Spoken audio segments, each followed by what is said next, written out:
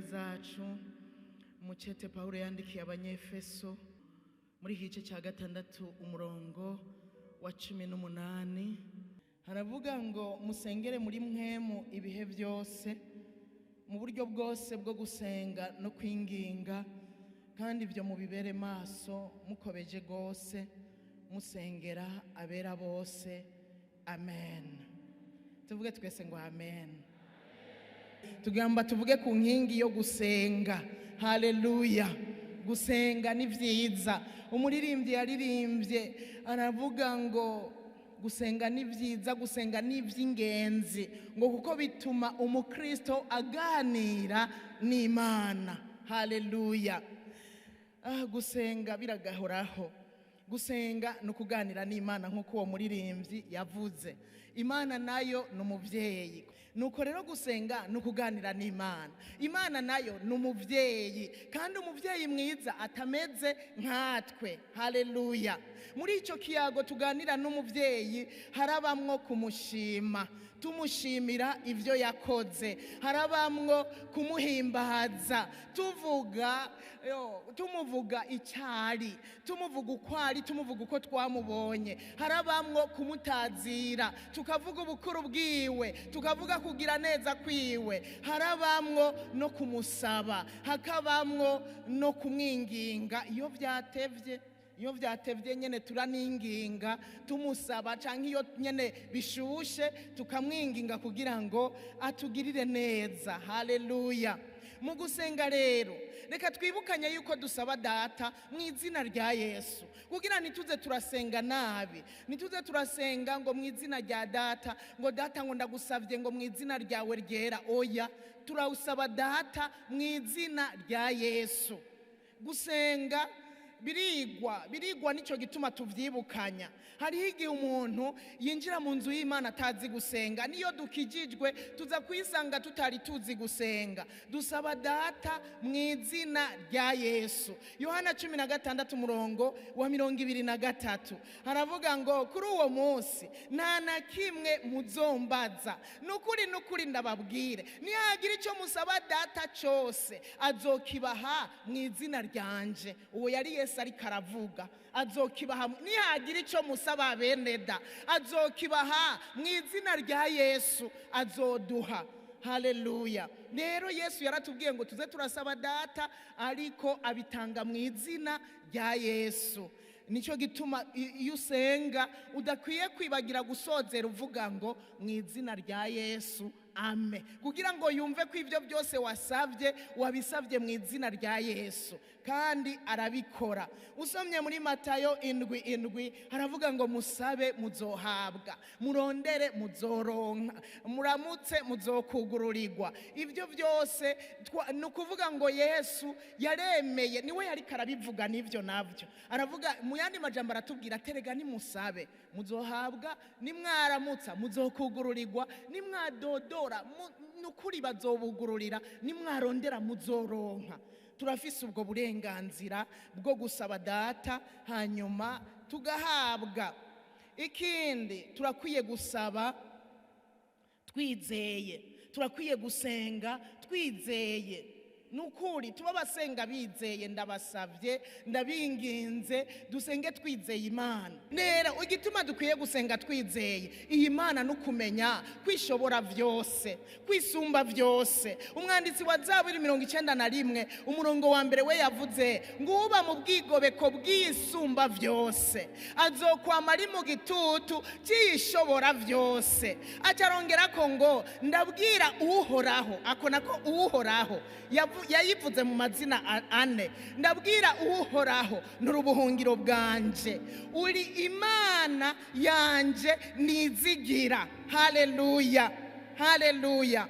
Uba mu bwigobeko bw'isumba vyose, iyi sumba vyo azoca yama mu gitutu cyishobora vyose. Urumva isumba vyose kandi ishobora vyose. Uwuhora hazomubera ubuhungiro bwiwe, uwuhora hadapfa, uwuhoraho yamaho ibihe bidashira azomubera ubuhungiro bwiwe. Imana data wa twese uyizigire izokugirira neza.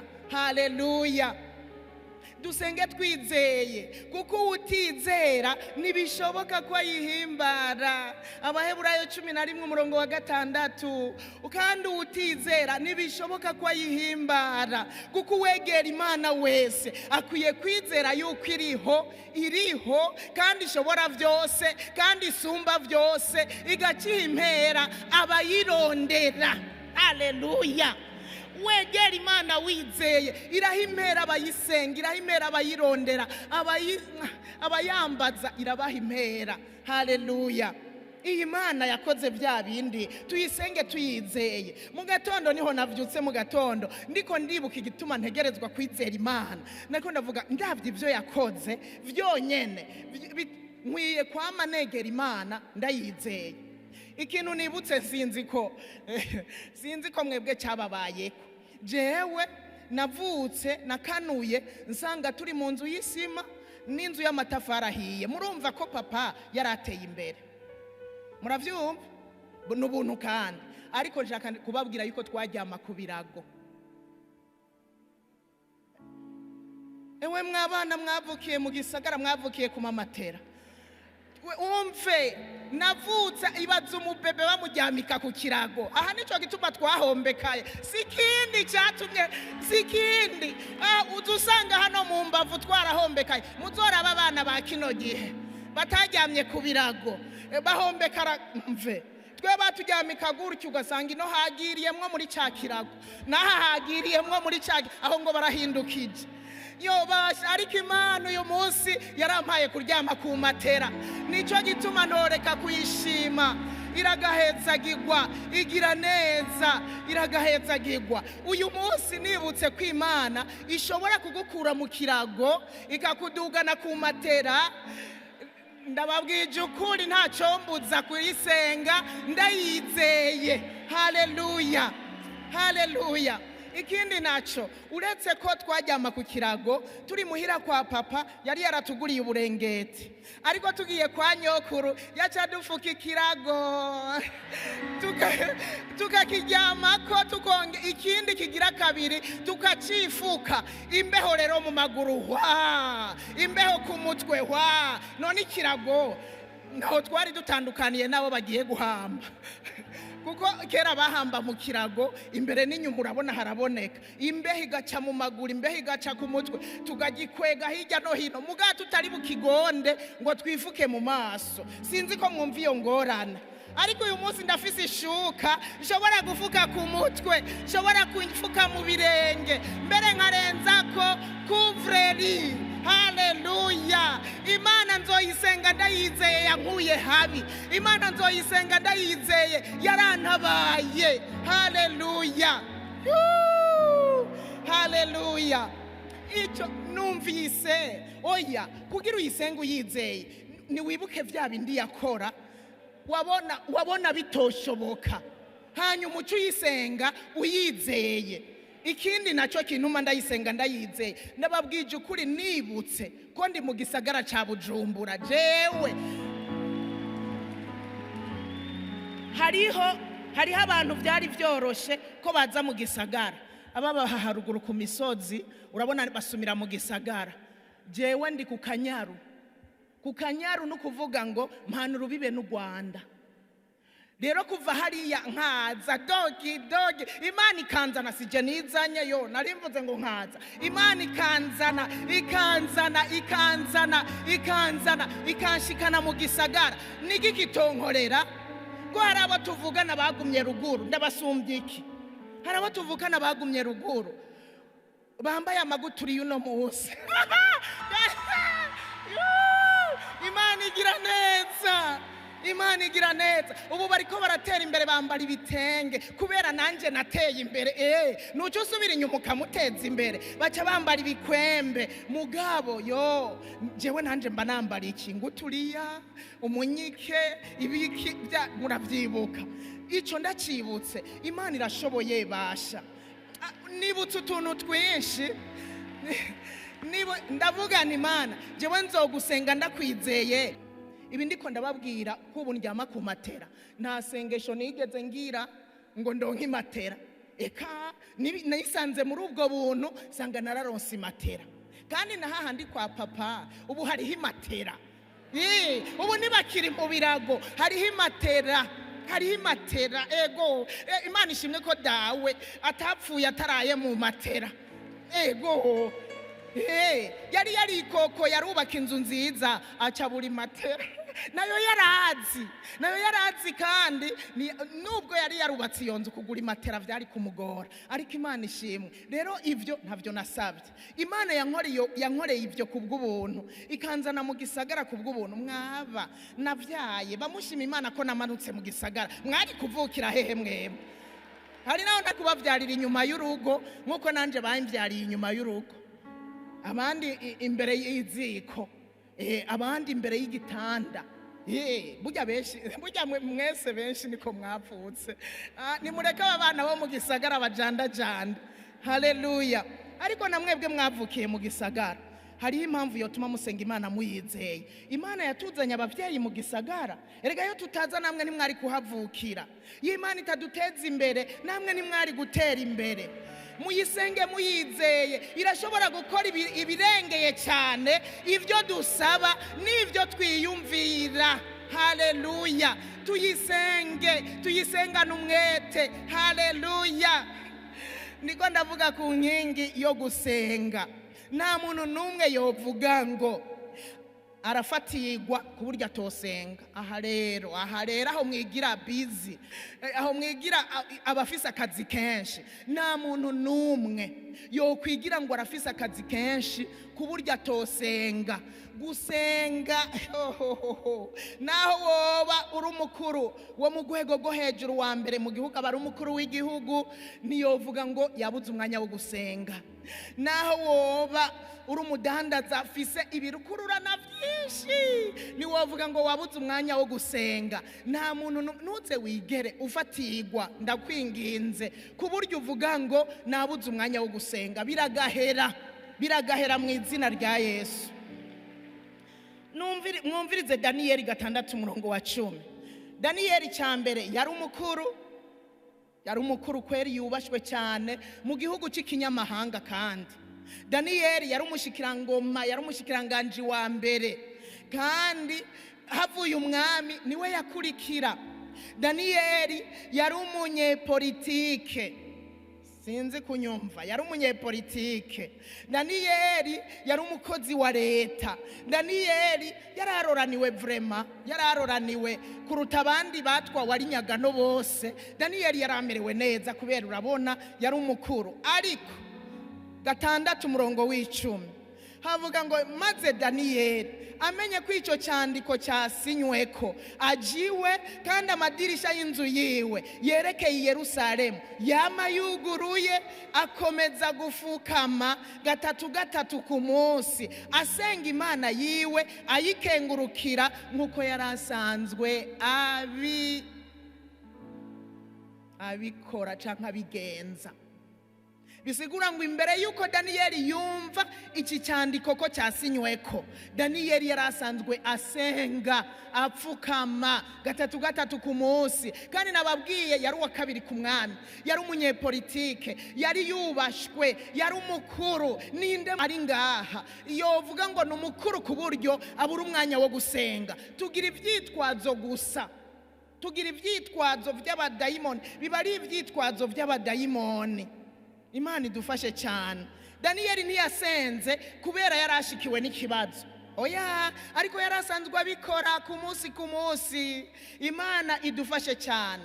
Ndababwira ikibabaje rero, kibabaje kenshi na kenshi ibintu nabonye abantu bateye imbere baca baheba gusenga.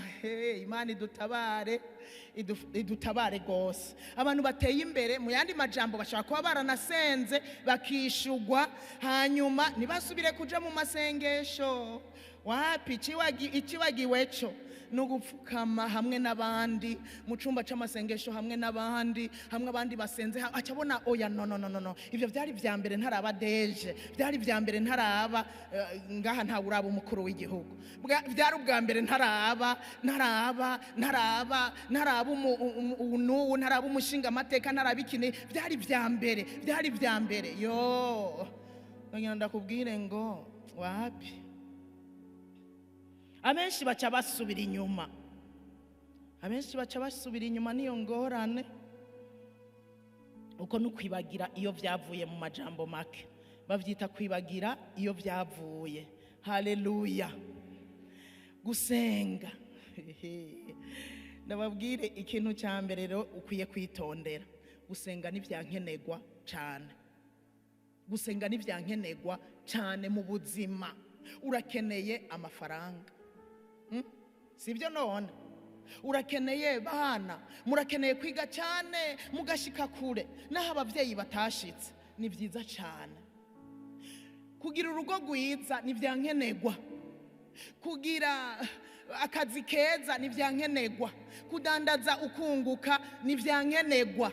Ariko nagira ndakubwire n'ibindi bihari turimwo muri inosi. Ariko nagira ndakubwire ngo icyankenegwa kiruta ibindi, kiza imbere y'ibindi, nugusenga. Gusenga nivyankenegwa cyane. Gusenga nivy'ingenzi cyane, umugani w'Abanyarwanda.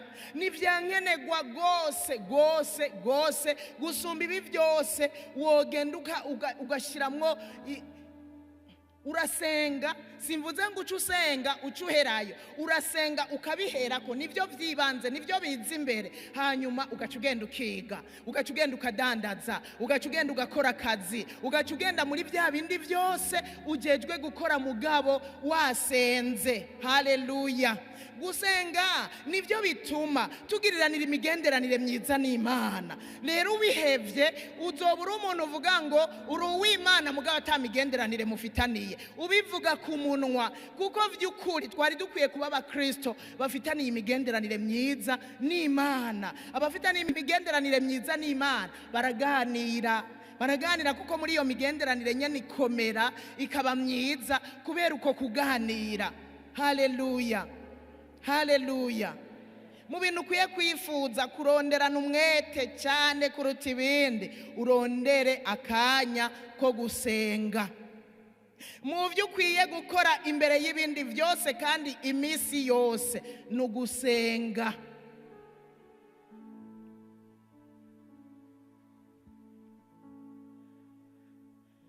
Gusenga mu buryo bwose niryo jambo ry'Imana twasomye ngo musengere muri mwemu. Niyo mpanuro Pawulo yari karaha aba banyefeso. Arababwira ngo musengere muri mwemu ibihe byose, mu buryo bwose bwo gusenga.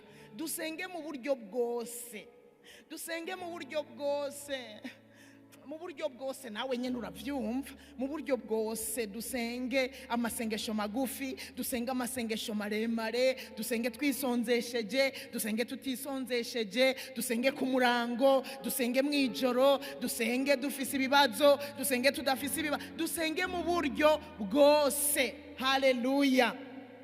Birakwiriye. Icitondegwa kigira kabiri, nta muntu n'umwe yofatigwa canke yohezagirwa canke yororanirwa mu buzima bwiwe ku buryo abona atagikeneye Imana. Nta muntu n'umwe yomererwa neza, akamererwa neza ku buryo adakenera Imana, agahezagirwa ku buryo adakenera Imana, agafatirwa nyene n'akazi kiwe ku buryo adakenera Imana. Nta n'umwe. Ibyo ubimenye mu bintu ukwiye kwitondera cyane. Nuze uhave wihenda ngo ufise akazi kenshi urumva sinokenera Imana, canke naratunganiwe, naratunze ndatunganirwa, sinokenera Imana, narahezagiwe merewe neza, sinokenera Imana. Oya. Ushobora kuba ufise ibikorwa byinshi, n'ivyo birashoboka ko ufise ibikorwa byinshi kubera uri umukuru, kubera uko umuntu aduga mu bukuru niko agira ibikorwa byinshi. Burya nivyo nabonye, niko agira ibikorwa byinshi. Mugabo rero hari abantu bagira ibikorwa byinshi gusumba umukuru w'igihugu. None umukuru w'igihugu gatwara igihugu cyose, wewe ukabura inyumba 10. Mugabo ugacufatirwa cyane gusumba umukuru w'igihugu. Imana idufashe. Simpakanye by'ukuri ko wofatirwa, kandi ndabizi neza umuntu ashobora kugira akazi kenshi agafatirwa, narabibonye. Umuntu akagira ingendo nyinshi agafatirwa, narabibonye. Ariko nagira ndakubwire, wo fatirwa, wo reka, utegerezwa kurondera akanya ko gusenga mu ntumbero yo kugira ngo vya bikorwa ahubwo vyawe vyinshi bigende neza, ubikora urongowe n'iyo Mana. Haleluya. Imana ibibemwo bigende neza, bitumbere neza, utegerezwa gusenga. Daniyeli yari umwe muri abo bari kuguma bafatirwa, ariko Daniyeli yarasenga, yararondera umwanya wo gusenga gatatu ku munsi. Nimba wibaza rero ko wofatirwa ku buryo buri umwanya wo gusenga, uribesha. Ako gace kw'akarongo uribesha. Haleluya. Haleluya. Hari igihe umuntu ava ahantu yarari, umuntu yarakenye, Imana ikamutungisha, ugaca umengo ibyo gusenga hari umuntu aba atarafise akazi, ugasanga aronsa akazi, ugaca umenga burya nasenga kubera ntari mfise akazi, burya nasenga kubera nari nkenye, burya nasenga kubera nyene kubera. Eka bibandanye bibemwo. Yesu ashimwe. Bibemwo mu izina rya Yesu. Ikintu cya mbere nasabye Imana muri cya gihe, muri ya myaka y'ibihumbi 2003, Imana maze kubona yuko igomba intera iteka, ubwa mbere narasenga kubera nari jenyene. Maze kubona ko umugabo agiye gutahuka, tugiye kugumana, ikintu cya mbere nasabye Imana, navuze nti Imana uramfasha, hamwe n'ukwaje nazoza ari umugabo atuma ntosenga, kuko hariho umuntu mubana akakuburabuza gusenga. Ndasabye sinzohebe gusenga, nazobumbuza gusenga, ndakwinginze ahubwo nzoce ngwiza gusenga gusumba uko nahora. Ndabikwinginze ubifashe, ubishoboze. Narababwiye umunsi wa mbere tubonana, namubwiye ibintu bibiri. Ndakwinginze ikintu cyose uzompa, amafaranga uzompa, uzumenye yuko nzokoresha yo nakwiye ku ikigira 10. Ikigira 2, ndakwinginze ntuzumbuze gusenga. Ivyo jewe numva wopfuma ugumi iyo waruri, nkaguma ndi cenyene, muga nkagumana n'Imana yanje. Ndashima Imana yuko yambwiye ati yemwe niwareka gusenga ngo nije nakubujije, bizoba vyakuburiye. Rero Imana ishimwe ko atambujije gusenga, ahubwo yabinsunikiyemwo cyane. Yaranezerwa nuko nsenga Imana, mbere akabinyubahira, akanabinkundira, akanezerwa nuko nsenga Imana. Ivyo rero bigaca bituma nanje ngira umwete wo gusenga. Yesu ashimwe. N'igihe nabaye hano ntagiye ndaboneka by'ukuri n'abamfatiriwe nyene, ariko iyo ndi narasengerayo pe. Ndumva ko iyo ndi narasengerayo, hari n'igihe nyene iyo ndi nafata umwanya nkabireka ivyo narimwo ngasenga. Nukuri n'igihe nari mu ishure hariya kuri Hope ndiko ndiga ivyigwa ndoramana, kiriya gihe vraiment narumva ko mfatiriwe kuvangwa vya bikorwa byose, nkaca nshira ko kuja kwishure ku mugoroba niriwe muri ibi na biriya. Hari gihe naba niriwe ruguru, hari gihe naba niriwe ndakora ibi, ariko ku mugoroba nkaca nja kwishure. Narabona ko mfatiriwe, ariko naravuga ngo aya mashure nofuma ndayareka, ahuko no kwiga bikambuza gusenga. Imana ishimwe ko nariko ndiga ivyigwa ndoramana, no kubitangura twatangura dusenze. Hanyuma nivyo vyigwa mbere tugeze hagati, hari gihe vyaryoha tukaja mu mpwemu, ugasanga turiko turasenga, ugasanga n'icigwa cyahagaze. Rero ivyo ndabishima Imana ko navyo nyene bitambujije gusenga. Haleluya. Burya rero nimba wararonse ibi na biriya, nagira ndakubwire ngo ntivyarangiye, kuko ivyo waronse bikwiye kuzigamwa n'amasengesho. Haleluya. Nimba wiyumva nk'umukuru atosengana n'abandi, naho nyene waratewe. Icitonderwa kigira 3, amasengesho niyo soko y'ububasha, inkomezi hamwe no kurindwa. Ukeneye kurindwa, injira mu masengesho. Ukeneye inkomezi ni mu masengesho. Ukeneye ububasha autorite ni mu masengesho. Haleluya. Tubikura kwa data watwe. Amasengesho arakurura ububasha akabuzana akabudepoza muri wewe. Amasengesho arashobora kumanura inkomezi akazimanura akazishira muri wewe. Amasengesho aramanura uburinzi impande zose, ugakikuzwa impande zose, hamwe umwansi akurondera akakubura. Haleluya. Amasengesho niyo abikora. Hari igihe abantu baba bakuru bati ndapfuye ndagowe, akaja mu mangetengete ngo arondere kurindwa. Oya, ni ku Mana turindwa. Ugire autorite no muri ako kazi wahawe bisaba gusenga, kuko urashobora kuba umukuru ugasanga ntiwubahwa, naburongoye ugasanga ntibakubaha. Autorite niyituma wubahwa. Kugira ironke, senga Imana, injira mu masengesho. Usenga ugiye ku kazi, usenga uri mu kazi, usenga utashe, usengera abakozi ukoresha, usengera abantu bose bazogaruka babone ngo uyu muntu ntasanzwe, bakubahe. Haleluya, haleluya. Yesu yarabizi neza, niwe muntu yarazi neza yuko gusenga biduha inkomezi, biduha ububasha, kandi biduha kurindwa. Burya Yesu urazi ko bamurondeye, burya igihe bamufata bakamwica isaha niyo yari igeze. Nawe urazi ko imbere bagumye bamurondera akabacamwo agaca yirenganira. Ivyo yabihabwa niki? Nuko yarabizi neza yama mu masengesho. Luka 6:12 havuga ngo muri iyo misi avayo aja ku musozi gusenga, akesha ijoro ryose asenga. Yesu yarashobora kumara ijoro ryose ariko arasenga Imana. None ga nshuti yanje, Yesu ko yasenga yari Imana, wewe nanje twambaye umubiri, ni gute tutosenga hanyuma tukaba abantu bazima nyene bagenda ari bazima? Nivyo kunda ko tuba abantu bazima bovamwe ikintu kizima tudasenga. Yesu yarasenga, yarazi ko kurindwa kuri mu Mana, na autorite azocaza avuye ku musozi akaprika abadayimoni bagahunga. Yarazi yuko iva mu Mana, nico gituma yararasenga. Yesu ashimwe. Yaranadusengeye nk'umuherezi mukuru ahoraho kukazi ubushobozi bw'amasengesho. Usomye muri Yohana 17:16 bene umurongo wa 20 wa 16 turavuga ngo singusaba ngo bakure mw'isi, ariko ubarinde wa mubi. Yaradusengeye kugira ngo tuzigamwe, yaradusengeye kugira ngo turindwe. Imana niyiturinda. Ibaze Yesu yarazi ko isi adusizemwo ari mbi, isi iteye ubwoba, isi irimwo wa mubi, irimwo ababi.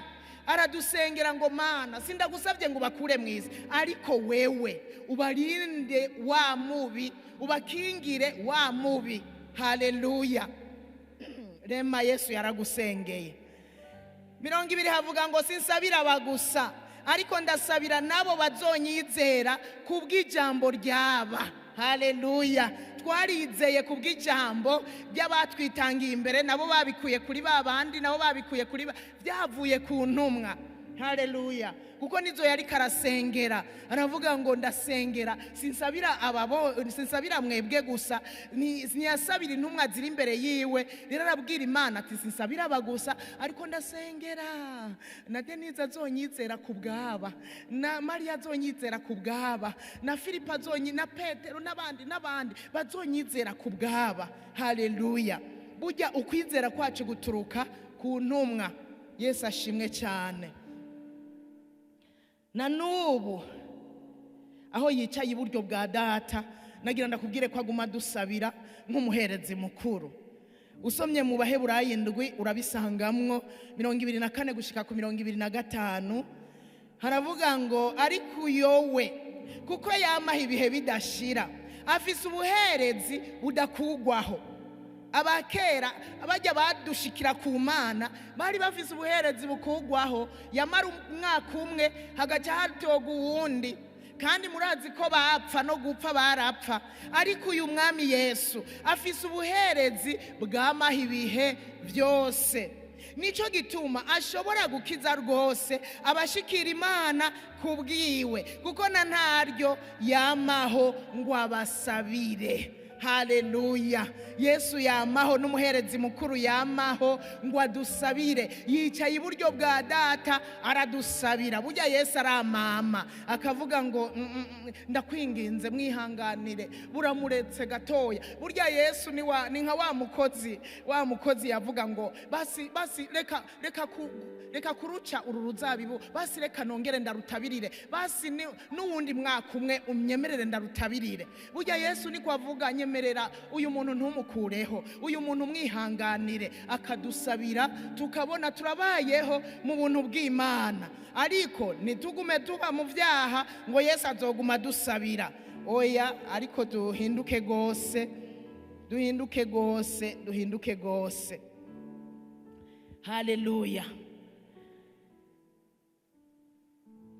Abagwizatunga, abanyepolitike, abakozi ba leta n'abandi bose bakora ibikorwa bitandukanye, nimurondera inkomezi mu wundi muntu n'umwe, nimurondera inkomezi mu kindi kintu na kimwe, nimurondere kurindwa ku hantu na hamwe ku muntu n'umwe. Gusenga biraturinda pe, biraturinda. Ni nacyo kigwanisho cya nyuma Pawulo yariko arababwira ibigwanisho muri iki gice cya 6 mu Banyefeso kuva ku murongo wa 10. Ababwira ibigwanishwa bakwiye kwambara, aca asozera avuga ngo musengere muri mwemu rero mu buryo bwose, hamwe no kwambara no gutunga ijambo, hamwe no kwambara inkofero y'agakiza, hamwe no kuvuga ukuri, hamwe n'ivyo bigwanishwa byose muke musengera muri mwemu mu buryo bwose bwo gusenga. Oya, muke musengera muri mwemu ibihe byose mu buryo bwose bwo gusenga no kwinginga, kandi byaca aravuga ngo muze murabibera amaso mukobeje rwose, muce musengera n'abera bose. Nico kigwanishwa yabahaye ca nyuma, inyuma yo kubabwira ibindi byose arapfundikira carugara, ariko burya icyakomesha n'amasengesho. Haleluya, haleluya. Gusenga harimo ububasha budasanzwe, icompa tukabimenyera, icompa tukabimenyera. Akenshi mbere iyo abantu babaye abakuru bagendana ubwoba, iyo abantu batunze cyane baragendana ubwoba, abataramenya Yesu baragendana ubwoba pe. Mbega aba bantu bazonyica. Hari igihe usanga bariko barapfa n'ibintu bakagendana ubwoba, mugenzi wanje azonyica, namutwaye isoko, bagendana ubwoba. Icompa bagasenga, icompa bakamenya yuko mu gusenga harimo kurindwa, bakabikora ku munsi, bogenda batuje, bagatunganirwa bamerewe neza. Haleluya. Na Yobu, murazi ko Yobu yaratunze, ariko nawe burya nyene naho yaragororotse kandi ari umuntu yubaha Imana, yarafise ubwoba, yagendana ubwoba. Usomye muri Yobu 3:25 niho nabiboneye. Aravuga ngo kuko icyo natinya aricyo cyanshitseko. Yarafise ibyo atinya, nubwo yaratunze yarafise ibyo atinya, yaratinya gukena. Erega abatunze hari igihe batinya, bati mbega nk'ubu nohomba ngakena vyomera gute. Yobu yaratinya gukena, Yobu yaratinya kubaho atabantu bamukikuje, kuko yari yaramenyereye, yaratunze ibintu n'abantu. Yaratinya kuko icyo natinya aricyo cyanshitseko, kandi cyantera ubwoba aricyo cyanjeko. Uwo yari Yobu. Rero Imana idufashe. Haleluya.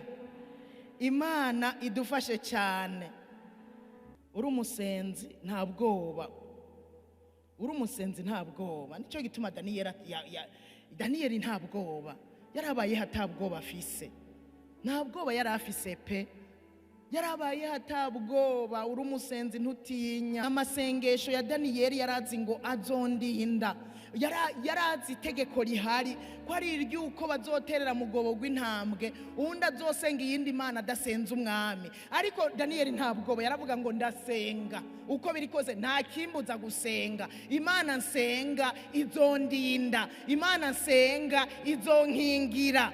Daniyeli nta bwoba, yarabandanije gusenga adatinya. Haleluya. Intambwe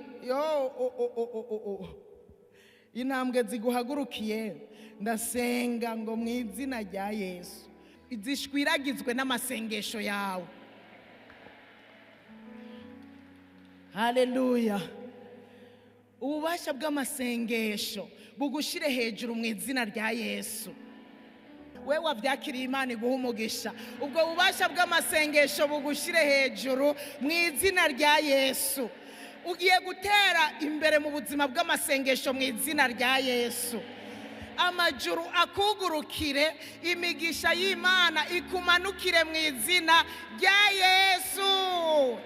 Amen. Haleluya. Kubwo gusenga amajuru aruguruka. Na Yesu usomye muri Luka 3:21, Yesu igihe hamwe avuye kubatizwa haravuga ngo nuko abantu bose babatijwe na Yesu ahejeje kubatizwa ariko arasenga ijuru rirakinguka. Haleluya. Nawe ijuru rikwinguke mu izina rya Yesu. Muri ubwo buzima bwawe bw'amasengesho ijuru rize rirakinguka, imigisha y'Imana ishunguruke, ibyo wayisabye bimanuke mu izina rya Yesu. Mu masengesho dukingura ijuru. Niwizere gusenga birakingura ijuru. Urakeneye umugisha, senga. Senga ijuru rizokinguka nkuko ryakingurukiye umwami Yesu. Kandi ngo ariko arasenga, Bibiliya yavuze ngo ariko arasenga ijuru rirakinguka. Nawe uri kurasenga ijuru rigukingurukire mu izina rya Yesu. Haleluya. Cyitonderwa cya kane, amasengesho arakenewe mu gusaba no kuzigama imigisha Imana yaguhaye. Arakenewe cyane kugira iyo migisha Imana yaguhaye izigamwe.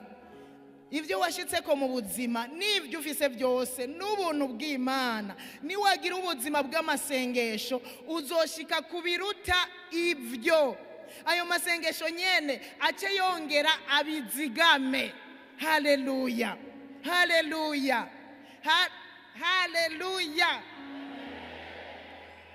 Niwasenga uzoshika kubiruta ibyo ufise, kandi ayo masengesho aca kuzigamira ibyo waronse. Nico gituma rero na Yesu yaguma aja gusenga kugira ngo bwa bubasha n'ubushobozi n'ibiki bimugumemwo. Mwisi hariho impwemu y'inyatsi, ibyo ni mubimenye. Umuntu arahezagirwa ejo impwemu y'inyatsi fye, umuntu akaronka ejo inyatsi fye, bikamuca mu myanya y'intoke. Ibintu birayoka. N'amasengesho azorekura ububasha bw'Imana buzigama iby'Imana izoba yaguhaye. Haleluya. Ibyo bimenye neza. Icitonderwa cya gatanu, kugira amasengesho akore ategerezwa kuba akamenyero. Amasengesho aba akamenyero. Sisabye ngo ubimenyere hamwe, oya. Amasengesho kugira ngo anakore urabimenyera gusenga. Twanabisomye ukuntu Daniyeli nyene yarabimenyereye, yakoze ibyo yaramenyereye. Rero hari umuhinga yavuze ngo igice cya kabiri cy'ubuzima bw'umuntu kigizwe n'akamenyero k'igice cya mbere. Akamenyero k'ivyo wari umenyereye gukora mu gice cya mbere. Reka ntanga akarorero. Igice cya kabiri cy'ubuzima bw'umukobwa canke bw'umusore kigizwe, igice cya kabiri no kuvuga urugo. Ibyo wamenyereye gukora uri inkumi, niwashika no mu rugo uzobikora.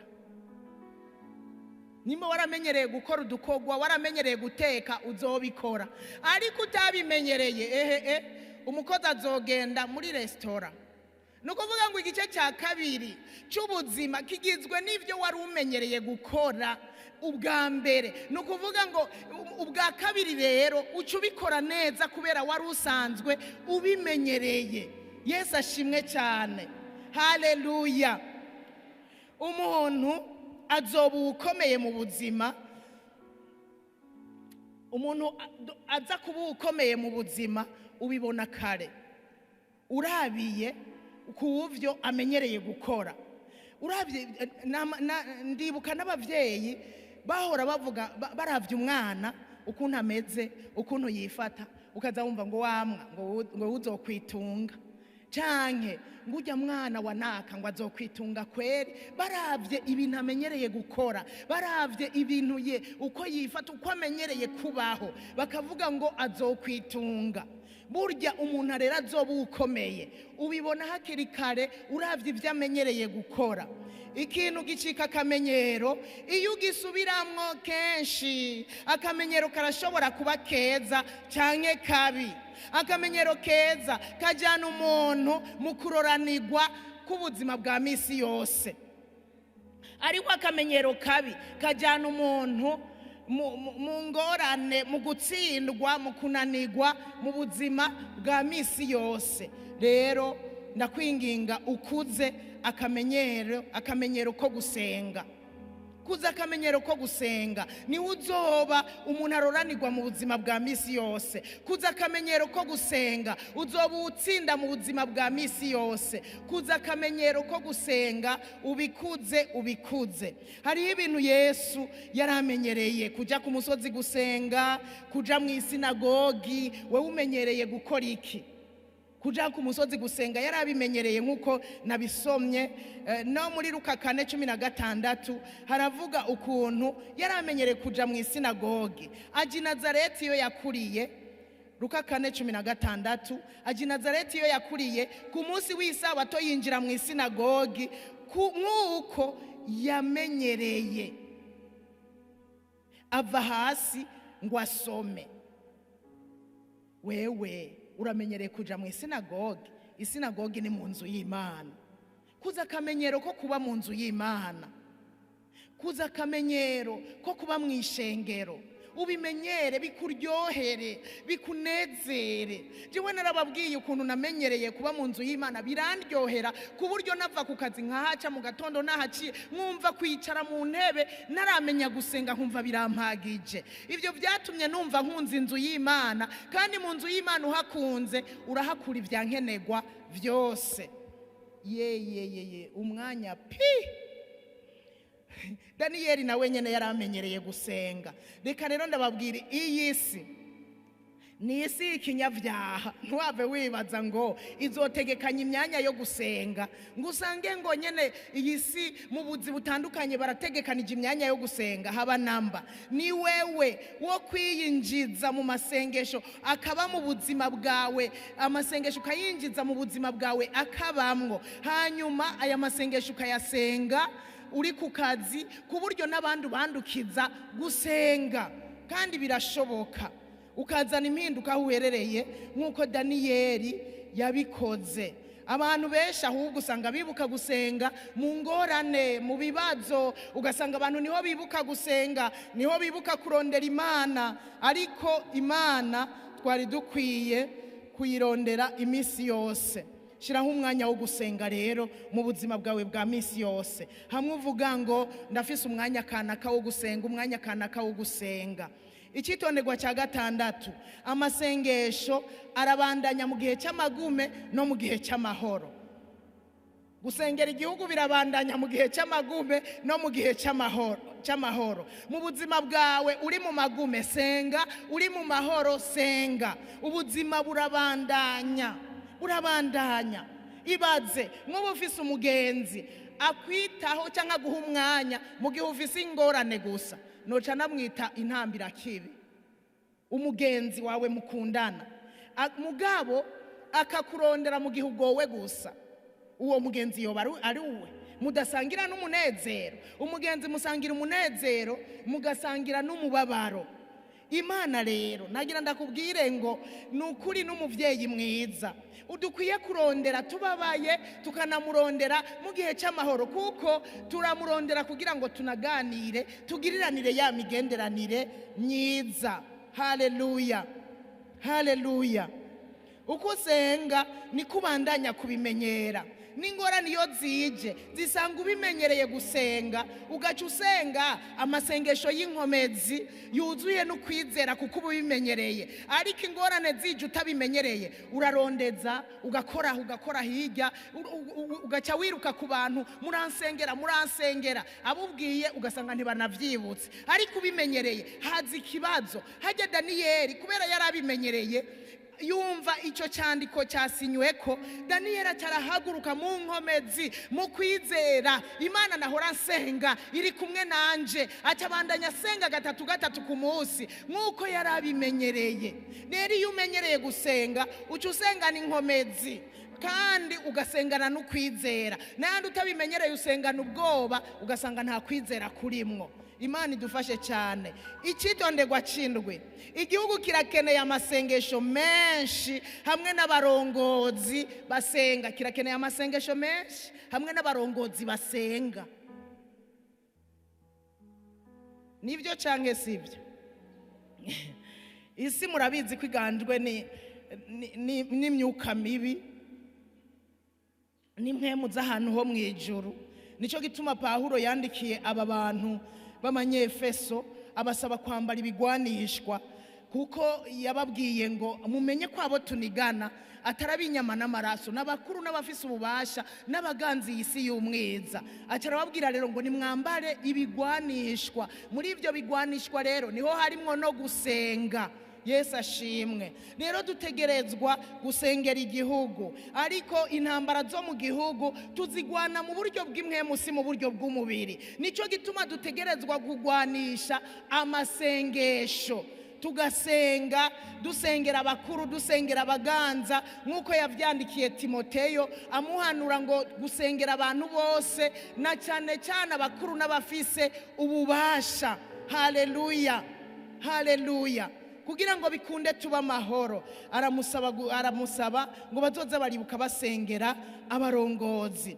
Turakwiye gusenga dusaba abarongozi bakijijwe. Nk'ubu muri ibi bihe turiko twitegurira amatora, sawa, yego tuyitegurire, dusenga zogende neza, ariko kandi nitwibagire gusaba abarongozi bakijijwe, nitwibagire gusaba abarongozi bubaha Imana. Biraryoshe iyo babaye mu ndongozi, biraryoshe iyo babaye mu butegetsi, nibabura ivyo bakiza, nibabura ivyo bahindura, nibabura ivyo batemerera ko vyinjira, byari gutuma igihugu kiba kumuvumo. Haleluya. Tuze turasengera, duce turasengera igihugu, ariko dusaba n'abarongozi bakijijwe. Icitondegwa c'8, birakenewe kumenyera gusenga umwanya muremure. Hariho abagira bip, hariho ababip Imana, bip iminota 5, bip 10 minute yoyo ni na myinshi, bip iminota 2 agacaraba ku isaha yibaza ngo yasenze. Twimenyereze gusenga umwanya muremure kuko birakenewe cyane, birakenewe cyane gose. Turaryoherwa no kwicarana n'abakunzi tukayaga, isaha igahera, amasaha 2, mugabo kuyaga n'Imana iminota 2, iminota 5. Tumenyere gusenga umwanya muremure, kubana n'Imana umwanya muremure. Tumenyere kuba ku birenge vyiwe. Ngomba kuba ku birenge vyawe. Kuba ku birenge si umusegonda umwe, oya. Uje yaririmba ngo ngomba kuba ku birenge, muyandi kwicara ugatuza kumwe kwa Mariya, yicara ku birenge yumva ivyo Yesu avuga. Tumenyere gutebana n'Imana. Yesu ashimwe. Tumenyere gutebana n'Imana, twige kuguma ku birenge vyiwe, tutihuta nk'uko tujya kuraba abagenzi, nitwihute tuzohakura ubwiza bw'Imana nk'uko Mose yahakuye ubwiza bw'Imana. Yavuye ku musozi yari yahatevye iminsi 40, yari yahatevye, yavuyeyo aca ibibatsi akayangana. Tuzohakura ubwiza bw'Imana.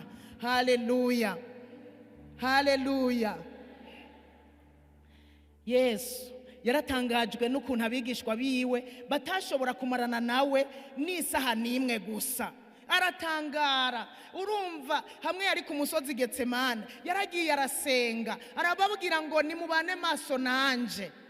kuko yari yababwiye n'impamvu bategerezwa kumushigikira bakabana amaso. Ahangira ndakubwire wewe wizigira abagenzi ko bagusengera, wewe wizigira abagenzi mu magumurimwo ko bagusengera, ndakurahiye nta muntu yasumbya Yohana gukunda Yesu, ariko byaramunaniye kubana maso nawe n'isaha nimwe, kuko yari yababwiye ngo mvise akabonge kagomba kunyica. Rero nimunshigikire, nimubane maso nanje ndabe ko iki gikombe condengana. Aragenda arasenga asanga basinziriye kera. Aragaruka arababaza ati yewe gaye Petero, byabananiye by'ukuri kubana maso nanje n'isaha imwe gusa, isaha imwe gusa. Aratangara, Yesu byaramutangaje. Na n'uyu munsi Yesu aratangara iyo bikunaniye gusenga isaha imwe.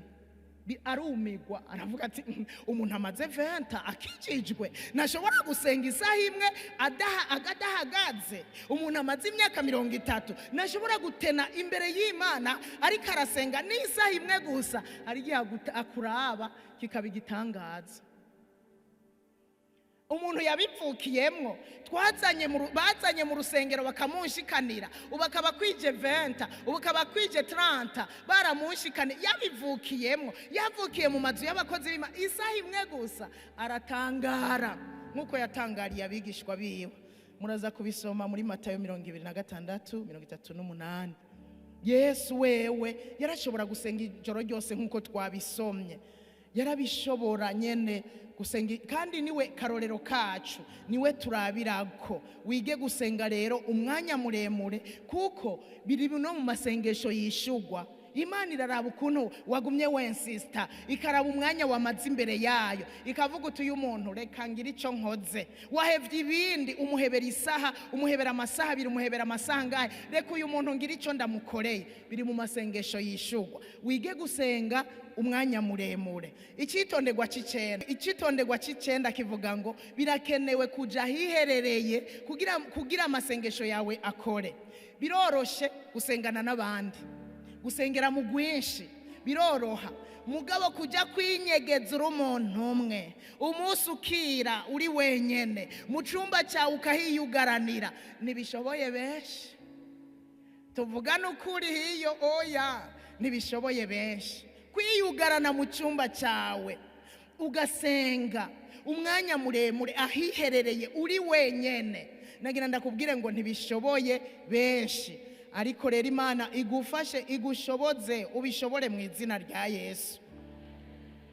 Rero abakristo benshi barashobora gusenga mu gihe bari kumwe n'abandi, kandi ibyo si bibi na gatoya, ahubwo ni byiza, navyo tuba tubikeneye.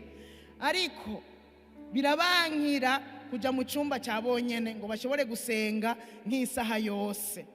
Ubwo n'ubumuga bukomeye cyane. Ushobora kuba utamugaye amaguru n'amaboko, ariko kuba udashobora kuja ahantu mu cyumba ngo wiyugarane ushobore kwicara ngo uganire n'Imana, n'ubumuga. Imana idufashe cyane. Hariho itandukaniro riri hagati yo gusenga uri mu bandi no gusenga wenyene. Amasengesho yose, ayo yose uko ari abiri ni nkenegwa. Gusenga uri mu bandi birakenewe, gusenga uri wenyene birushiriza gukenegwa. Yesu ashimwe. Ushoboye gusenga uri wenyene amasaha 3, uri mu bandi urashobora gusenga amasaha 6 na 10 agashika, kuko ubu bimenyereye. Noneho bica bikorohera uri kurasengera mu bandi, kubera wamugerageza uri wenyene bica vyoroha rero uri no mu bandi. Igihe cyose uzogwiza ubushobozi bwo gusenga wenyene, uzoba uri kuragwiza umusaruro w'amasengesho yawe. Haleluya. Icamwisho kivuga ngo buri muntu ategerezwa gukuza ubushobozi bwo gusenga ibihe 4 ku munsi, ibihe 4, kandi birashoboka. Igihe cya mbere twigane Yesu yasenga mu ijoro rishira ubuca. Usomye Mariko 1 harabivuga ngo mu ijoro rishira ubuca 1:35 aravyuka arasohoka aja mu gahinga asengerayo. Mu ijoro rishira ubuca nukuvuga saa 9, saa 10, saa 11 niryo joro rishira ubuca. Tumwigane dusenge mu ijoro rishira ubuca, hanyuma duce dusenga no mu gatondo. Muri Luka 4:42 naho haravuga ngo kandi ijoro rikeye arasohoka aja mu gahinga. Naho nyene yaragiye gusenga, ishengero rica rija kumurondera. No mu gatondo bukeye imbere y'ukuja ku kazi, kumbure uri kuritegura ngo wambare impuzu ugende, naho nyene usenge. Hanyuma birashoboka ikindi gihe kigira gatatu ushitse mu kazi, uri kurakora, birasaba kusenga. Nk'abantu bobo badandaza, ni gute woshika mu kibanza udandarizamwo ntubanze gusenga? Utegeza kubanza gusenga. Wavuye mu ijoro rishira ubuca wasenze, imbere yo kuva muhira wasenze, utaronsa akanya abafise imidugu ugenda urasengera mu modoka. Urashobora kugenda gusenga uri muri dushe, gusenga uri kurambara, gusenga kandi ukavuga ibintu bitomoye. Washika no mu kazi, abafise amabiro washika mu biro ugasenga ibikorwa ugiye gukora. Washika mu kibanza udandarizamwo ugasenga. Iyo ni incuro igira gatatu. Hanyuma no ku mugoroba utashe, ahubwo muza gusanga zarenze. No ku mugoroba utashe, imbere y'uko utaha ugasenga, ukiragiza Imana, ugira Imana ikuzigame mu kayira ushika amahoro. Hanyuma no mwijoro imbere yo kuryama ko kabaye gatanuka, imbere yo kuryama naho nyene ugasenga. Jewe rero nakuyemwo mu gatondo imbere y'uko ugenda, kuko usanga uri kurabivuga utari concentré muri dushe uri kurambara. Ako naragakuyemwo ncafata ijoro ribicira ubuca, uri mu kazi, ugeze mu kazi mw'ijoro rishira ubuca uba wasenze, usenga urugendo uza kugira uja ku kazi biki n'ibiki. Washika mu kazi ugasenga, utashe uvuye mu kazi ugasenga kugira uzigamwe n'Imana, Imana ikurinde. Hanyuma ku mugoroba imbere yo kuryama naho nyene ugasenga. Ako kane kakwiye ku munsi. Aho sinashizemwo byo kurya, muga byo kurya nyene turabipa, ubihezagira ibyo. Kandi igihe usanga twibagiye twabiriye bidasengeye, tutabishimiye Imana. Imana idufashe cyane. Haleluya. Gusenga butaraca ni byiza cyane. Ugasenga utarahura n'abantu. Na Yesu nico gituma yasenga mu ijoro atarahura n'abantu. Kuko nyene urazi ibyo ujya gukora hakeye ubikorera mu bantu. Senga rero utarahura n'abantu, kugira ngo usengere abo bantu muza guhura ku munsi, muza kwirigwana, muza gukorana. Yesu ashimwe cyane. Nico gituma Yesu yakunda gusenga mwijoro, kuko yarazi yuko bukeye ishengero ricari muzako bakaza bakamurondera. Yabanza gusenga rero agahura n'Imana imbere yuko ahura n'abantu. Ikindi gituma ukwiye gusenga butaraca, ibibazo byo ku murango urashobora kubinesha kuko uba wabisambuye butaraca. Uba wasenze ugasambura ibyo bibazo butaraca. Urashobora rero kuza kunesha no ku murango. Ku murango naho nyene urashobora gusenga uri mu bikorwa. Nabivuze na Yesu yarasenga ku murango, agasenga amasaha yose. Haleluya. Urinze ubishobora rero, urinze ushobora gusenga mu ntambara zo ku murango. Burya ku murango haba hariho ibintu byinshi. Imana ntireka vrema kubiguhezagirira. Haba hari ibintu byinshi bigukwega ukunakuriya, ariko kandi urinze ubishobora no mwijoro naho. Nukuri naho nyene Imana ntishobora kureka kuguhezagira, kuko mwijoro haba hari intambara za Satani. Mwijoro nihakora, niho ahaguruka, nihakora ibi na biriya, haba hari intambara nyinshi. Rero urinze ubishobora ku murango nyene mu ruja n'uruza, nukuri urahezagirwa. Ubishoboye no mwijoro urushiriza guhezagirwa cyane, kuko usambura n'ibikorwa vya Satani byinshi cyane. Kandi abateza itiro, abantu basinziriye, abantu abateza gusinzira ubutikoma, we urinze wikoma ukava muri iryo tiro, Imana ntiyoreka kugukorera. Nuko rero twimenyereze gusenga. Rero dusenga ubudasiba, niko Pawulo yahanuye abitesalonika. Dusenga ubudasiba, dusenga iminsi yose, akanya kose. Ibi by'ubudasiba by'akanya kose ni hamwe ushobora gusenga uri mu modoka, uri muri dushe, uri mu ndege, uri ahantu hose, ukumva ko amasengesho adudubiza. Erega udasenga nahagera mu ndege amasengesho ntaza. udasenga nahagera mu modoka amasengesho ntaza, udasenga naho ari muri dushe yisurira ko ari mu bindi sinatanze rasiyo sinagize iki, ariko muri dushe urashobora gusenga kubera nyene biba biri muri wewe uba warabimenyereye. Nuko rero Imana yo mwijuru ibahezagire, ibagirire neza. Reka nsozere mvuga aka kantu kandi gakomeye.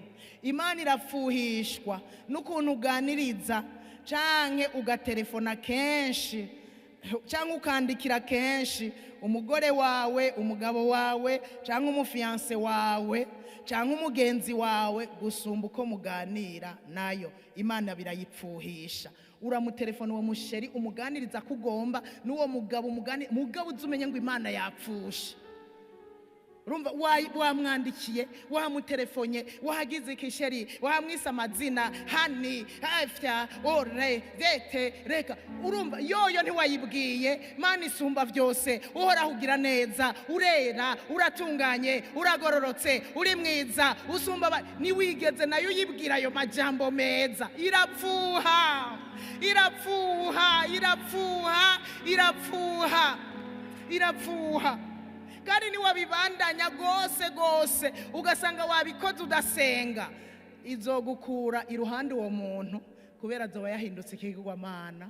Sije nohahera hohera wewe uzohava usanga Imana ibahezagire cyane, Imana ibaha umugisha mwinshi. Gusenga urabikeneye, nanje ndabikeneye. Gusenga n'inkingi twubakiye ko hano mu ishengero ry'Urutare. Gusenga n'inkingi kubuzima bwawe. Gusenga reka ndagisubiremo, gusenga n'inkingi ukwiye kubakira kubuzima bwawe kugira umererwe neza, kugira ushobore gushikama. Uko dukura mu gakiza muri Yesu niko dukwiye gukura no mu gusenga, bikajyana kuri nivimwe tugasenga gose. Rero ko ari inkingi, nimuze muri Rocher dusenge kugira inkingi gume ihagaze neza, ishengero rikomere, twubakiye ku gusenga. Nitwubakire ku kindi cyari cyo cyose, twubakire ku gusenga. Birajana n'ijambo nayo n'inkingi twubakiyeko. Ariko ubu nanjye nje kukubwira ngo gusenga n'inkingi twubakiyeko aha mu ishengero, ariko kandi dukwiye kubakira ko n'ubuzima bwacu. Komeza amasengesho rero, kura mu gusenga mu izina rya Yesu. Tera intambuko mu gusenga mu izina rya Yesu. Gira ubuzima busenga mu izina rya Yesu, buganjwe n'amasengesho. Haleluya. Ibi natuye ibidushoboze mu izina rya Yesu. Tugira ubuzima busenga, tubibemwo. Abaririmbye mugira ubuzima busenga, abavuga butumwa tugira ubuzima busenga, abadiakoni ubuzima busenga, abaprotokole n'icyo gikorwa mukora murakeneye kugira ubuzima busenga. Umuntu wese arakeneye kugira ubuzima bw'amasengesho. Dusenge tudugije ikiganza cy'iburyo. Data mu izina rya Yesu Kristo, turi hano imbere yawe dusavye imbabazi aho hose twabaye mu buzima bwo kudasenga, aho hose gusenga twabigize bekiye nka bimwe dutora hahandi tugize ibibazo, aho twagiye dusenga kubw'ingorane gusa nitugira ubuzima busenga. Utubabarire aho twabaye abahambaye twibagira gusenga, aho twatunze twibagira gusenga, aho umuntu yavuye mu bukene agaca aheba gusenga, yaronse akazi yahora atagafise agaheba gusenga. Utubabarire mu izina rya Yesu, aho twagiye dukora imirimo tudasenga. Utubabarire Mwami, turememwe ubuzima busenga, turememwe ubuzima bwo gusenga, tubibemwo ku murango no mwijoro, tubibemwo akanya kose, dusenga ubudasiba nk'uko Paulo yabihanuye ab'Itesalonika. Natwe dusenga ubudasiba. Ubuzima bw'amasengesho butubemwo, nibwo buzozigama ibyacu. Ubutunzi bw'agaciro dufise buzozigamwa n'amasengesho. Ibyo dufise by'agaciro bizozigamwa nuko dusenga. Ubuzima bwacu bw'imwemu buzozigamwa nuko dusenga. Ubidufashe, utugirire neza. Imwemu yo gusenga, amavuta yo gusenga agwire muri twebwe mu izina rya Yesu. Uwahora adasenga agira umwete wo gusenga, gusenga abyige gusenga mu izina rya Yesu, kandi ashobozwe ku murango dusenge, mu ijoro dusenge, mu magume dusenge, mu mahoro dusenge, ibihe byose twame dusenga, ibikorwa dukora tubisengere, abo turongoye tubasengere, ibihe byose mwami tuzokwisanga dukeneye gusenga. Shoboza umuntu wese rero, shoboza umuntu wese ari hano mwami, ndasengeye umuntu wese ari hano, ubuzima bwo gusenga bukure, ubuzima bwo gusenga bukure, inyota yo gusenga igwire mu izina rya Yesu Kristo, amasengesho agwire mu buzima bwacu mu izina rya Yesu. Uzoba ukoze cyane,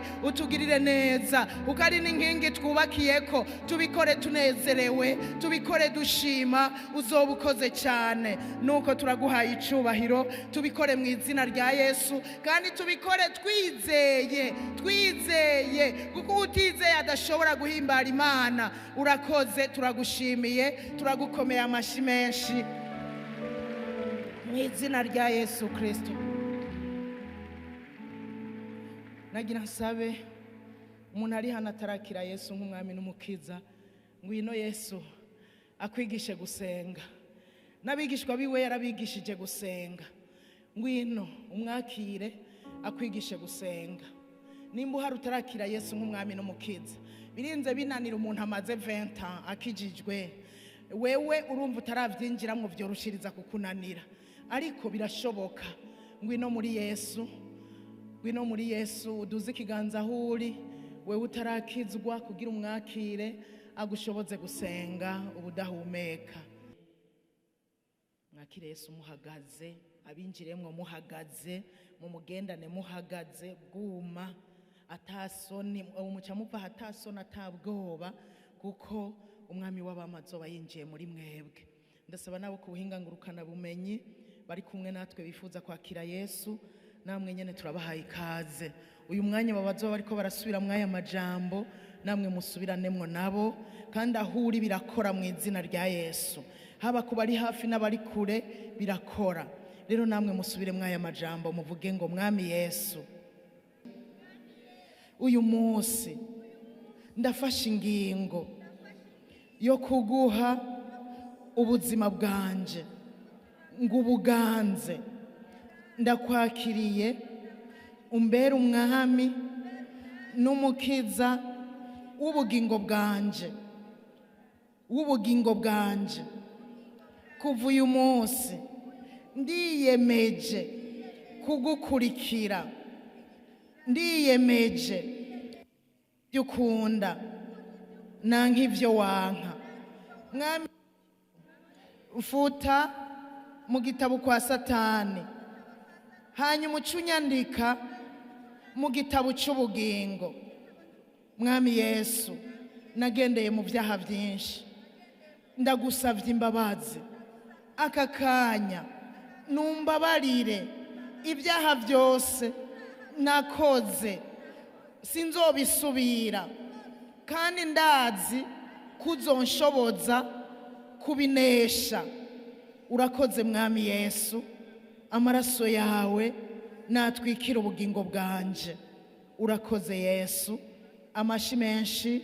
Hanyuma tuve hasi tubasengere, tubashire mu maboko y'Imana, kugira ngo Imana izobashoboze kubandanya urugendo, izobigishe gusenga, hanyuma ubuzima bwabo burindwe, ubuzima bwabo bubunesha, ubuzima bwabo bube ubufise ububasha. Data, mu izina rya Yesu, ndasengeye aba bantu bose bahisemwo kukwakira, ngo babere umwami n'umukiza w'ubugingo bwabo. Bagirire neza mu izina rya Yesu, bagirire neza. Mwemu yera, ngwino uganze ubuzima bwabo. Bamaze gusaba imbabazi ku vyaha bakoze, reka rero uzuganze imitima yabo, uganze ubugingo bwabo mu izina rya Yesu. Bace buzura amahoro yawe, buzura urukundo rwawe, buzura umunezero w'agakiza, buzura ubugwane neza, buzure ingeso nziza, buzure kwirinda, buzure ubwizigirwa mu izina rya Yesu. Buzure kwihangana, bahora bagenda atakwihangana bafise, bagire kwihangana mu izina rya Yesu. Bashobozwe bagendere muri muri wewe, inyota y'ivy'Imana ibabemwo, inyota yo kuba mu nzu y'Imana ibabemwo, inyota yo gusenga ibabemwo, inyota y'ijambo ibabemwo. Mu izina rya Yesu ubagirire neza, ikiganza cyawe kibabeko, kugira neza kwawe kubabeko. Mu izina rya Yesu Kristo, amaraso ya Yesu abatwikire, bazitirirwe impande zose. Mu izina rya Yesu ndugaje ibitero by'abadayimoni